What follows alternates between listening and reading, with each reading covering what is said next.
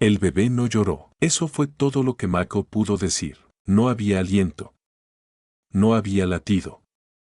No se escuchaba nada. Solo silencio, un silencio frío y horroroso en una habitación de hospital llena de máquinas. Y sin embargo, 4 minutos después, cuando los médicos se preparaban para rendirse, sucedió algo que ninguno de ellos supo explicar. Un jadeo, un susurro de aire, un llanto que lo cambió todo. Esta no es solo una historia de supervivencia, es la historia de una madre que se negó a dejar de creer, incluso cuando la muerte estaba a centímetros, incluso cuando el mundo le suplicaba que se rindiera. El viento arañaba las ventanas de la casa de los Sánchez, gimiendo entre las grietas de las paredes como un espíritu inquieto.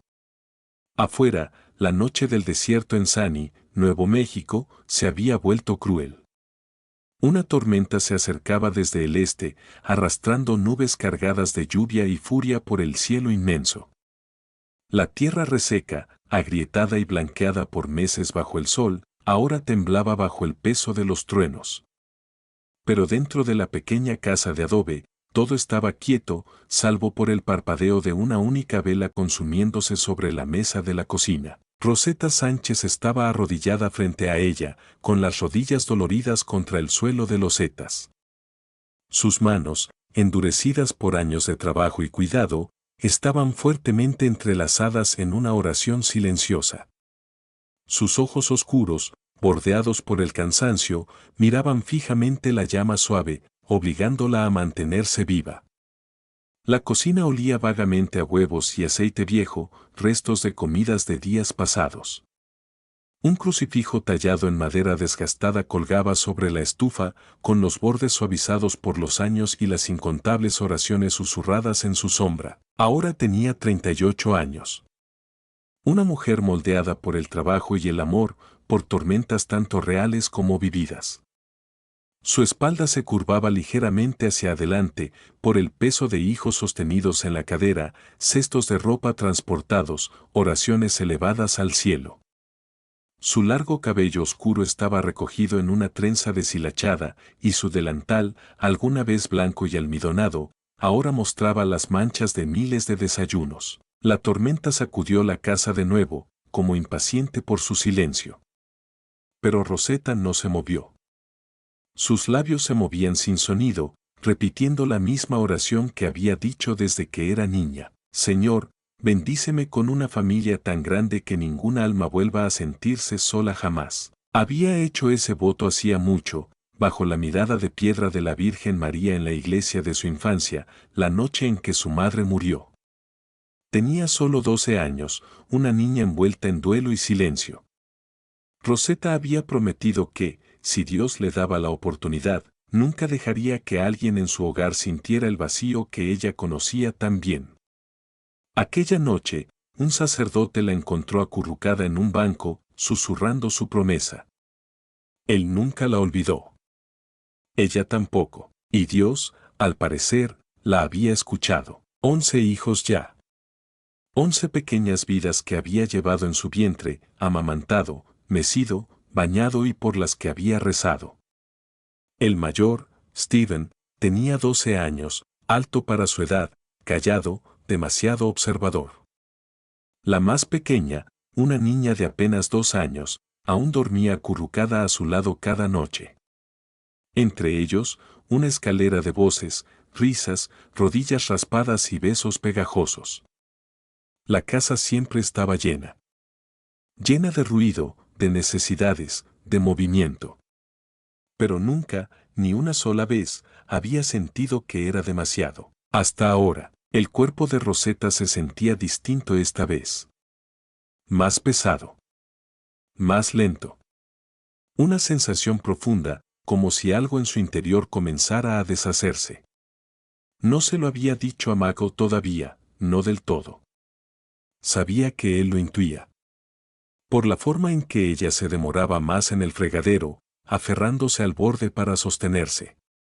Por la manera en que contenía el aliento al subir las escaleras. Pero no lo decía en voz alta. Ponerle nombre le daría poder. Su mano se deslizó hacia el vientre y cerró los ojos. Aún no se había hecho una prueba, pero lo sabía. Las náuseas habían llegado antes esta vez. Los sueños, vívidos y extraños, la visitaban cada noche. Y estaba esa voz suave, tierna pero firme, que susurraba, otra vez. La llama de la vela titubeó cuando el viento aulló por la chimenea, haciendo que toda la casa gimiera como un viejo barco en el mar. En la sala, el sofá crujió. Michael aún dormía, sin duda con las botas puestas, cubiertas de polvo fino de construcción. Había llegado tarde otra vez, casi arrastrándose desde la furgoneta. Su cuerpo cargaba el peso de la familia como una mula en la montaña, silencioso, leal, pero al borde del colapso. Rosetta se levantó despacio, con los huesos de las rodillas crujiendo, y fue hasta la ventana. Más allá del vidrio, el cielo estaba negro, interrumpido solo por relámpagos que iluminaban las colinas lejanas. Lluvia se acercaba. Lluvia de verdad. Lo sentía en los dientes. Detrás de ella, el viejo suelo de madera gimió con el ritmo familiar de unos piececitos. Siguió un quejido soñoliento. Mami, era Benjamin. 5 años. Mejillas redondas y alma sensible. A menudo se despertaba durante las tormentas, temeroso de que el trueno se llevara la casa. Ella se dio la vuelta y abrió los brazos sin hablar.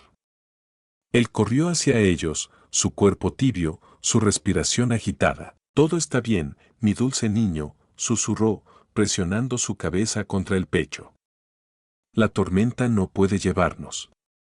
No con Dios mirando. Ella no sabía entonces que la tormenta afuera sería nada comparada con la que se avecinaba por dentro. Al amanecer, el viento se había apaciguado, pero la casa aún gemía bajo el peso de la tormenta que pasaba.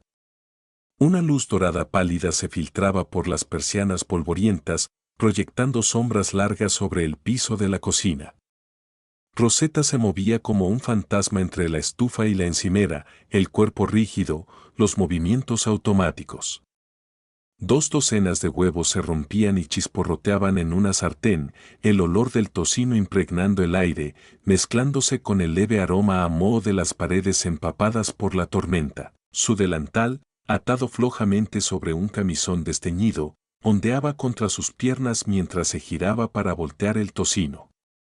La sartén saltó, una gota de grasa le alcanzó la muñeca. Soltó un siseo, pero no se inmutó. El dolor era familiar, casi bienvenido. Una señal de que aún estaba despierta, aún en pie. Llenó 3 jarras de leche, sus manos temblando levemente mientras las llevaba a la mesa. Uno por uno, los platos cayeron, huevos, tostadas, tocino. Contaba cabezas en su mente, los labios moviéndose en silencio. 11. Siempre 11. La casa cobró vida por oleadas. Stephen, el mayor, se arrastró hasta la habitación, frotándose los ojos, la mochila colgando de un hombro. Murmuró un saludo y se dejó caer en una silla.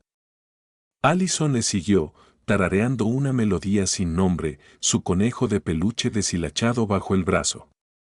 Luego llegó Benjamin, descalzo y parpadeando, sus pequeñas manos ya estiradas hacia la tostada. Los gemelos, ruidosos y riendo, discutían por el mismo asiento junto a la ventana.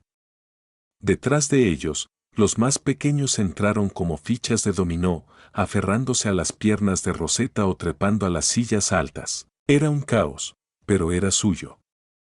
Un hermoso, ruidoso, sagrado desorden. Michael apareció al final, arrastrando los pies, la camisa aún húmeda por donde la lluvia se le había filtrado durante la noche. Sus botas retumbaron sobre el linóleo. Sin decir palabra, fue directo a la cafetera y se sirvió una taza humeante, los dedos aferrándose a ella como si fuera el único calor en el mundo. «Estás despierta temprano», murmuró. «No dormí», respondió Rosetta, su voz plana pero suave. Entonces él la miró, realmente la miró. Las sombras bajo sus ojos, la forma en que se apoyaba levemente contra la encimera como si el suelo pudiera ceder. Pero no dijo nada. Solo asintió y se sentó. Ella se unió a los niños en la mesa, guiándolos en una oración como siempre hacía, su voz firme aunque las manos le temblaban. 11 voces pequeñas la siguieron, algunas confusas, otras claras. Michael añadió su murmullo bajo, más por costumbre que por fe. Por un breve momento, la casa se aquietó. Era el tipo de silencio que vibra con presencia, como la respiración contenida entre relámpago y trueno. Luego el desayuno continuó, cucharas golpeando, jugo derramado, risas elevándose. Rosetta sonrió levemente, pero su cuerpo la traicionaba. Le dolían las rodillas, el estómago le revolvía. El calor de la estufa le apretaba el pecho como una mano. Tras la carrera escolar, el ruido se desvaneció. Michael condujo a 9 de los niños en la vieja furgoneta familiar, cuyo motor tosía al encender como un anciano. Los demás se quedaron en casa. Rosetta levantó a la niña del suelo, la sostuvo en la cadera y volvió al fregadero a enjuagar los platos. Su portátil parpadeaba en la encimera, correos esperando, plazos al acecho. Pero no podía mirarlo todavía. No ahora. Colocó el último plato en el escurridor y se giró hacia la montaña de ropa. Esperaba como una cumbre sobre el sofá del salón, pantalones vaqueros, calcetines, camisetas diminutas, mantas. Tomó una camiseta pequeña, con el dobladillo deshilachado, y empezó a doblarla, los dedos moviéndose por costumbre. No oyó volver a Mako. No notó que la furgoneta se detenía en el camino hasta que la puerta crujió y sus botas golpearon el suelo. Ya están todos, dijo, sacudiéndose la lluvia de los hombros. Ella sintió, pero no levantó la vista. Él dudó un momento, luego se acercó y le puso una mano en la espalda. Estaba cálida, familiar, como ancla. Ella se apoyó un segundo. ¿Estás bien?, preguntó él en voz baja. Solo cansada, dijo ella, aunque la palabra se le quedaba corta. Él le besó la frente y se dirigió al baño, dejándola sola otra vez. La niña en su cadera se agitó, protestó. Rosetta la meció suavemente, tarareando una melodía sin letra, el sonido apenas audible sobre el tic-tac del reloj de cocina. Y entonces, justo cuando se inclinaba para dejar a la pequeña, algo dentro de ella cedió. Un calor agudo y repentino le atravesó la parte baja de la espalda. Las piernas se le doblaron. La habitación giró. La niña resbaló de sus brazos con un llanto leve, aterrizando sana sobre un cojín cercano. Rosetta se aferró a la mesa, el aliento atrapado en la garganta. El mundo se redujo a un punto de luz, y luego, nada. El estruendo de un plato al caer hizo que Mako girara desde el pasillo. Se volvió y la vio, derrumbada en el suelo de loseta, el cabello extendido, una mano aún alcanzando a la niña. «Rosie», gritó, corriendo. La niña chilló. Mako cayó de rodillas junto a ella, presionando con dedos temblorosos su cuello. Había pulso, débil, pero allí. Su piel estaba fría, los labios pálidos. La alzó en brazos, gritando por Steven, aunque sabía que el niño estaba en la escuela. Su propio nombre resonaba en la habitación, sin sentido frente al pánico creciente. Tomó las llaves, forcejeó con la puerta y la llevó al corazón de la tormenta. La tormenta aún no había pasado cuando Michael atravesó las calles de Sunny, las llantas del vehículo chillando en cada giro. La lluvia azotaba el parabrisas, convirtiendo el polvo del desierto en ríos de barro que corrían por las alcantarillas. Rosetta yacía desplomada en el asiento del pasajero, la cabeza ladeada contra la ventana, la respiración superficial e irregular. Michael le lanzaba miradas entre el vaivén de los limpiaparabrisas, los nudillos blancos por la fuerza con que sujetaba el volante. Murmuraba oraciones bajo la respiración, fragmentos de viejos himnos y escrituras medio recordadas. No sabía si tenían sentido. Solo necesitaba algo a que aferrarse. El hospital surgió entre la neblina como un faro en un mar violento. Luces fluorescentes iluminaban la entrada, donde enfermeros con uniformes empapados empujaban camillas de un lado a otro. Michael se detuvo en la zona de carga, saltó fuera, corrió alrededor de la furgoneta, sus botas golpeando el pavimento mojado. Abrió la puerta del pasajero, sostuvo a Rosetta en brazos y gritó mientras entraba: «Necesito ayuda». Se desmayó, está embarazada, no despierta. Todo después de eso fue un torbellino de voces y movimiento. Los enfermeros se abalanzaron como una tormenta ensayada, tomándola de sus brazos y colocándola en una camilla rodante. Las máquinas comenzaron a pitar en coro, y un mar de batas blancas y azules se la llevó por el pasillo, fuera de su vista. Mako quedó congelado en la entrada, empapado hasta los huesos, con el sonido de su propio corazón más fuerte que el trueno exterior. Una enfermera se le acercó con suavidad, portapapeles en mano. Hizo preguntas: ¿cuántas semanas de embarazo? ¿Condiciones médicas conocidas? Historial de complicaciones, pero Michael apenas la oía. Su boca se movía, dando medias respuestas, adivinando fechas, tratando de recordar si Rosetta había mencionado visión borrosa o dolores de cabeza. ¿Se lo había dicho? ¿Lo había pasado por alto? Presionó las palmas de las manos contra sus ojos, intentando contener la oleada de culpa. Ha estado cansada, dijo por fin. Pero nunca se queja. Solo sigue adelante. La enfermera asintió, anotó algo y lo guió hacia la sala de espera. El doctor Johnson vendrá a hablar con usted en cuanto pueda, dijo. Michael se sentó en una silla de plástico bajo luces fluorescentes que zumbaban. El aire era frío. Demasiado limpio. El televisor en la esquina transmitía un noticiero matutino en silencio, algo sobre inundaciones en la autopista y una feria local pospuesta. El mundo seguía, ajeno. Juntó las manos entre las rodillas y miró al suelo, esperando pasos, respuestas, adiós. Cuando finalmente apareció el doctor Johnson, su rostro era grave. Michael, dijo, haciéndole un gesto hacia una sala de consulta privada. Rosetta está estable por ahora. Sus signos vitales son débiles, pero está respondiendo a los líquidos. Llegaron justo a tiempo. Michael exhaló, un aliento que no sabía que contenía. El alivio lo invadió, agudo y dulce. Pero no es todo, continuó el doctor, alzando una carpeta, con un tono que cambiaba. El pecho de Michael se tensó. ¿Qué sucede? Johnson se sentó frente a él, frotándose las sienes. Hicimos un escaneo completo, dadas las circunstancias. Michael, no está solo embarazada. Está embarazada de trillizos. Michael parpadeó. La palabra se sentía extraña. ¿Trillizos? Repitió. 3. El doctor asintió. 3. Confirmado por ecografía. Todos vivos, todos sin útero, pero este embarazo es de altísimo riesgo, especialmente considerando su historial. Michael se recostó en la silla, los ojos abiertos. Ya ha tenido 11 embarazos.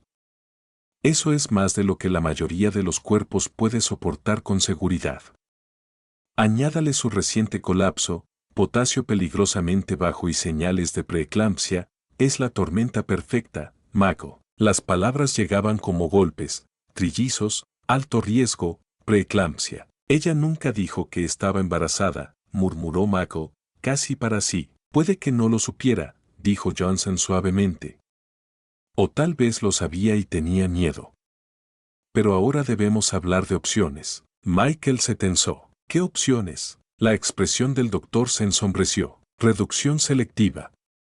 Es un procedimiento donde se reduce el número de fetos para aumentar las probabilidades de supervivencia de la madre y del bebé o bebés restantes. Llevar a los 3 podría matarla. Michael lo miró sin poder hablar. La sala pareció encogerse a su alrededor. No lo digo a la ligera, agregó Johnson. He traído al mundo cientos de bebés. Sé lo que pasa cuando se lleva al cuerpo más allá del límite. Rosetta es fuerte, pero no es invencible. Michael asintió lentamente, el peso de la decisión cayendo sobre él como arena mojada. Se puso de pie, sin saber qué hacer con las manos. ¿Puedo verla? Está despierta, dijo Johnson. Pero sé delicado. Aún no lo sabe todo. Michael caminó por el pasillo como un hombre envuelto en niebla. Cada paso se sentía como una pregunta sin respuesta. Al entrar en la sala de recuperación, Rosetta giró la cabeza. Sus ojos estaban vidriosos pero enfocados. Esbozó una pequeña sonrisa. «¿Volviste?», dijo. «Claro que sí», susurró él, tomando su mano. Sus dedos se cerraron débilmente alrededor de los suyos. «Son ellos, ¿verdad?». «Los bebés». Michael dudó. «Son 3, Rosie». Sus ojos se cerraron. Una lágrima le resbaló por la mejilla, pero sus labios temblaron con algo cercano a la alegría. «3», susurró. Él la miró, a la mujer que había llevado 11 hijos, que había cargado con todo con gracia. Y ahora le pedían que eligiera entre vida y más vida. No sabía cómo decirle lo que el doctor había planteado. Todavía no sabía cuál de los dos se rompería primero. La habitación del hospital zumbaba con un murmullo constante, monitores pitando, el goteo de fluidos intravenosos, el susurro suave del aire acondicionado. Rosetta yacía incorporada sobre un triángulo de almohadas, las manos sobre la manta que cubría su abdomen. Aunque su piel estaba pálida y su respiración débil, sus ojos estaban tranquilos, incluso brillantes. Había una firmeza en su mirada que inquietaba más a Michael que cualquier fiebre o fragilidad. Él estaba sentado junto a ella, codo sobre las rodillas, las palmas juntas, el cuerpo inclinado como en oración, aunque su boca permanecía cerrada. El doctor Johnson estaba al pie de la cama, brazos cruzados, leyendo la hoja clínica como si escondiera un secreto que preferiría no revelar. Rosetta habló primero. «No hace falta que lo diga». «Ya lo sé». Michael se volvió hacia ella, el ceño fruncido. «Rosie». Ella no lo miró. Mantuvo la vista en el doctor. «Están todos vivos, ¿verdad?». El médico asintió. «Lo están». Por ahora, las palabras llevaban una sombra. Rosetta exhaló, cerrando los ojos por un momento. «3», susurró otra vez. Luego sus labios se curvaron apenas en una sonrisa. «Él escucha». Michael miró del doctor a ella, y de nuevo. «Rosie, el doctor dice que este no es un embarazo normal. Dice que tu cuerpo está en peligro». Ella abrió los ojos lentamente. «También lo sé». El doctor se acercó. «Rosetta, ya has hecho más de lo que muchas mujeres podrían. 11 partos sanos. Pero no eres una máquina. Tu corazón, tus riñones, tu presión, todo muestra señales de agotamiento. Los trillizos aumentan cada riesgo». Ella no respondió. Él continuó, con voz baja pero firme. «Podemos hacer una reducción selectiva. Remover 1, tal vez 2, para aumentar tus probabilidades de supervivencia, y también la de los bebés restantes». La mandíbula de Rosetta se tensó. «No estamos hablando de semanas. Ya estás al límite. Tu cuerpo podría colapsar de nuevo en cualquier momento.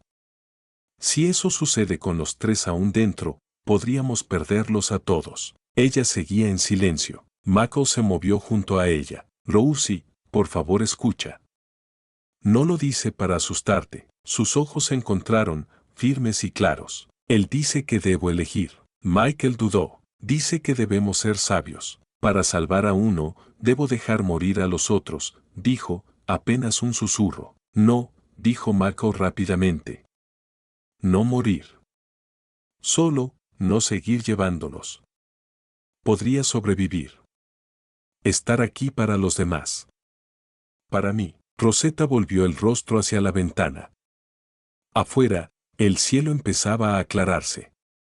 Líneas de lavanda atravesaban las nubes, pintando los bordes de las colinas del desierto.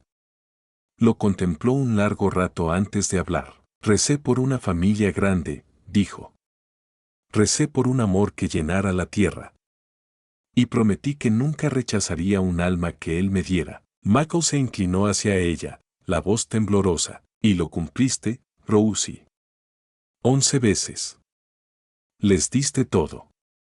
Pero si mueres ahora, ellos te pierden. Nosotros te perdemos». Ella no se volvió. «¿Y si elijo que hijo vive, qué pierdo entonces?». La voz del doctor se suavizó. «Rosetta, no se trata de culpa. Se trata de sobrevivir». «No», dijo, aún mirando afuera. «Se trata de fe». Cayó el silencio. Solo el monitor del corazón rompía la quietud. Michael se frotó la cara con ambas manos, intentando ordenar sus pensamientos. Rosetta finalmente lo miró. ¿Tú crees, verdad? Creía, dijo con honestidad. Creo. Pero esto. Rosie, creo en ti. Y en nuestros hijos. Y creo que Dios nos dio inteligencia para pensar y médicos para sanar.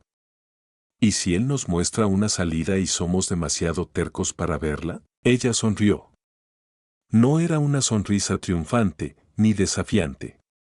Era triste y suave, como una puerta que se cierra. Si muero, que sea su voluntad. Pero no voy a elegir qué regalo rechazar. Michael desvió la mirada, la mandíbula tensa. No podía discutir con esa fe, no la suya.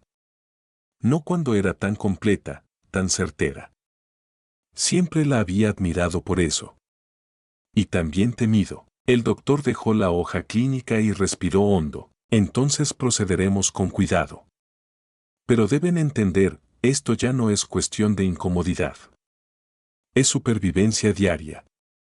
Necesitarás monitoreo constante, hidratación, reposo absoluto. No puedes tener a tus hijos en el regazo. No puedes cocinar de pie. No puedes correr tras los pequeños ni cargar ropa. Yo me encargaré de la casa, dijo Michael en voz baja. El médico asintió. Y si algo cambia, cualquier cosa, dolor, visión, hinchazón, vuelvan de inmediato. Rosetta inclinó la cabeza. Entendido. Él dudó. Rosetta, esto no ha terminado. Se pondrá más difícil. Ella no vaciló. Yo también. El doctor asintió con cansancio y se dirigió a la puerta. Es usted una mujer extraordinaria, dijo. Pero incluso los milagros necesitan ayuda a veces. Cuando se fue, Michael permaneció en silencio a su lado. Miró sus manos entrelazadas, las suyas ásperas y curtidas, las de ella pálidas y temblorosas. Pensó en los niños en casa, aún en pijama, esperando noticias. Pensó en los trillizos. En las vidas aún no nacidas. En la elección imposible que ahora parecía una condena. Rosetta se recostó de nuevo, cerrando los ojos. «¿Estás enojado?», murmuró. «Estoy asustado», respondió él. Ella asintió levemente. «Yo también». Afuera, el sol se alzaba. Adentro, ellos esperaban, por fuerza, por tiempo, por misericordia. El silencio que llenó la casa de los Sánchez tras el regreso de Rosetta del hospital fue distinto al habitual sosiego de una casa dormida. No era paz. Era un peso, denso con cosas no dichas. Los niños lo sintieron primero, incluso los más pequeños. Caminaban en puntillas alrededor de su madre, susurrando en lugar de hablar, observándola con ojos grandes y llenos de duda, como si pudiera desaparecer en cuanto parpadearan. Rosetta yacía en el dormitorio trasero, el más alejado de la cocina para que los sonidos de ollas y sartenes no sacudieran sus nervios. Las persianas siempre estaban bajadas, la habitación mantenida fresca y tenue, y su cuerpo, tan acostumbrado al movimiento, le estaba obligado a quedarse quieto. Reposo absoluto, lo llamaban. Una frase sencilla para algo que se sentía como confinamiento. Odiaba el silencio. No el vacío de ruido, siempre había sonidos tenues, una tabla que crujía, un televisor lejano, la voz diminuta de Benjamin haciendo preguntas sin respuesta, sino el silencio dentro de sí misma. El letargo de esperar. De preguntarse. De saber que la vida en su interior era sagrada y peligrosa a la vez. Michael se había transformado de la noche a la mañana en un hombre enfocado solo en actuar. Se levantaba antes del alba, preparaba almuerzos con manos torpes, recogía el cabello de las niñas en colas desparejas, quemaba tostadas mientras cocinaba huevos. Vestía a los niños, los acomodaba en la furgoneta, volvía a limpiar y luego salía otra vez a caber en su horario de construcción que disminuía. Cuando regresaba, se movía por la casa como una máquina, eficiente, exhausta, ajena. Ella lo observaba a veces desde el dintel, sin que él lo supiera. La forma en que sus hombros se hundían un poco más cada día. El modo en que se paraba frente al refrigerador, no buscando comida sino respuestas. Cómo se detenía junto a su puerta, la mano suspendida sobre el pomo, y luego se alejaba. No discutían. No en voz alta. Pero el silencio entre ellos se había vuelto más estridente. Steven asumió más responsabilidades de las que debería tener un niño de 12 años. Hizo que sus hermanos menores se cepillaran los dientes, hacía tarea con una mano y removía pasta con la otra. Traía agua a Rosetta, acomodaba almohadas y se quedaba a su lado por las noches, cuando Michael estaba demasiado cansado para hablar. Pero había algo que ya no hacía, no rezaba. Una noche, después de acostar a los más pequeños, Rosetta le preguntó con suavidad: «Steven, ¿por qué ya no rezas con nosotros?» Él lo evitó. «Se siente raro. Como si estuviera pidiendo algo que pudiera herirte». Ella sintió que su corazón se encogía. «Steven», le dijo con calma, «tener fe no significa conseguir siempre lo que queremos. Significa confiar, incluso cuando no entendemos». Él la miró con ojos que cargaban una sabiduría demasiado grande para su edad. «¿Pero qué pasa si confiar significa perderte?» Ella no respondió. No pudo. Esa noche, mucho después de que la casa callara, Rosetta permaneció despierta, con la mano sobre su vientre. Los bebés se movían, ligeros aleteos debajo de la piel. Estaban creciendo, y con cada día, ella se hacía más débil. Los dolores de cabeza eran más frecuentes, destellos detrás de los ojos que persistían cuando los cerraba. Sus manos se hinchaban, le faltaba el aire con el mínimo gesto, y a veces su vista oscilaba, como el reflejo del calor en el asfalto. Pensó en las palabras del doctor. En la cautela. En la advertencia. Pensó en los ojos de Mako, como ya no la miraban sin vacilar. Pensó en la pregunta de Steven: ¿y si confiar significa perderte? Y por primera vez, su fe vaciló. Susurró en la oscuridad: «Señor, si te equivoqué, perdóname. Si fui imprudente con este regalo, muéstrame». El cuarto no respondió. Alcanzó su cuaderno de notas, el mismo donde escribía oraciones cuando las palabras no salían. La mano le temblaba al destapar el bolígrafo. «Dios, ¿qué quieres que haga?» Pero la hoja seguía en blanco. La mañana comenzó con un silencio que se sentía demasiado profundo, demasiado deliberado, como el eco que queda tras sonar una campana. Rosetta se sentó en la cama, respiración controlada, los ojos recorriendo las paredes como si esperara que una respuesta apareciera escrita en el yeso. Los niños ya se habían marchado a la escuela hacía horas. Solo Allison permanecía en casa, con una fiebre leve, descansando en la habitación contigua. Michael estaba en el trabajo, su ausencia llenando la casa como una viga que falta. Un golpecito suave la sobresaltó. No en la puerta, sino dentro de ella, insistente. Los bebés se movían otra vez. Una onda bajo su mano. Eran reales. Más reales que nunca. Y sin embargo, su cuerpo se sentía al borde de romperse. Tomó el teléfono de la mesilla. Sus dedos flotaron sobre la pantalla. El número del Dr. Johnson ya estaba guardado, listo para marcar. Llevaba toda la noche pensando en este momento. El dolor, la presión, el miedo en los ojos de Steven, la desesperación muda en Mako. Había llevado el peso de su promesa demasiado tiempo. Quizás Dios entendería. Quizás ya lo hacía. Su pulgar se movió, y se detuvo, luego otra vez. Y entonces, «Mamá», la voz era suave, arrastrada por el sueño, proveniente del pasillo. Ella se congeló. La puerta se abrió antes de que pudiera responder, y Allison entró, con calcetines de lana y una de las bufandas grandes de Rosetta envuelta como una capa. Su cara estaba sonrosada, el cabello enredado, pero sus ojos estaban limpios, abiertos. Rosetta volteó el teléfono boca abajo sobre su regazo. «Deberías estar descansando», dijo con dulzura. Allison se acercó. «Tuve un mal sueño». Rosetta palmeó el costado de la cama. La niña se acurrucó a su lado, como cuando era más pequeña. «¿Fue sobre la tormenta otra vez?» Preguntó Rosetta, apartando un mechón de su cara. No, la voz de Allison era casi un susurro.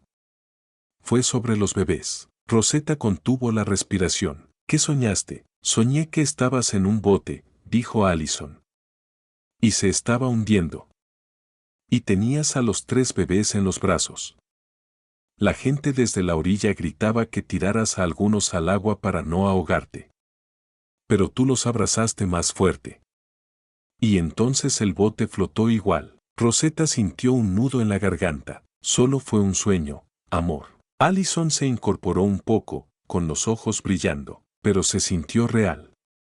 Como si Dios estuviera diciendo algo. Rosetta intentó sonreír, pero los labios le temblaban. ¿Y qué crees que decía? Que tal vez Él no te va a dejar hundirte. La niña le tomó la mano entonces, sus dedos pequeños envolviendo los temblorosos de su madre.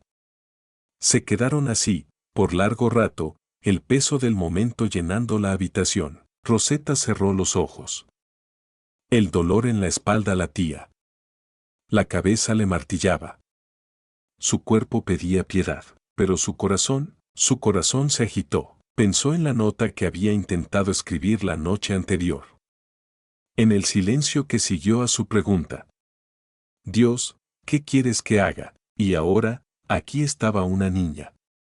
No un mensaje en las nubes ni un versículo descendido del cielo. Sino una pequeña con el cabello enredado y un sueño sobre un bote. Rosetta miró su regazo. El teléfono yacía allí, la pantalla aún negra. Lo tomó y lo apagó. Allison sonrió y se acurrucó contra su lado. «Vas a estar bien», susurró. Rosetta no respondió de inmediato. La garganta cerrada, el pecho desbordado.